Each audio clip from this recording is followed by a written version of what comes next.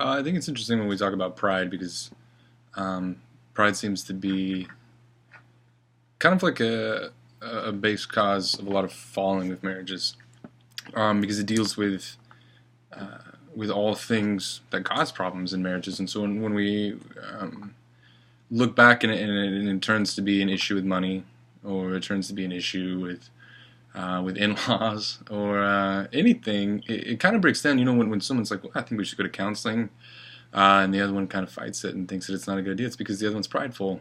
Someone isn't humble enough to do it. And when you argue about money, someone thinks, you know, we don't need a second job. We don't need help with money because it's all pride. And when you look back, a little bit of humility could save everything, I think. And so it's really interesting. I guess I always thought that communication obviously was a big deal. But you never really focus on like what in communication needs to be very important in a marriage. And so humility, I think, is huge. It's the answer to solving all conflict in marriage, and the idea that you won't have conflict in marriage is it's just naive and silly. Everyone's gonna come in arguments. Someone's gonna have a bad day. It's always gonna happen. There's gonna be a crisis, and whether it be a big crisis or a small crisis, it's always gonna happen. There's gonna be an argument, and the key to getting past that argument quickly and effectively, is with humility.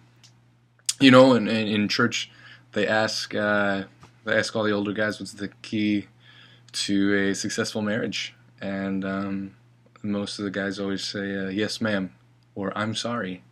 And it's funny, but you know it's so true because, well, not so true, but it has a lot of truth to it because um, we find that if we're not willing to say sorry, even for something that we don't think we've done, the argument just keeps going.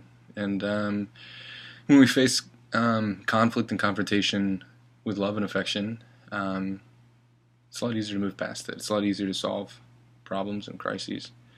Um, so we should beware of pride.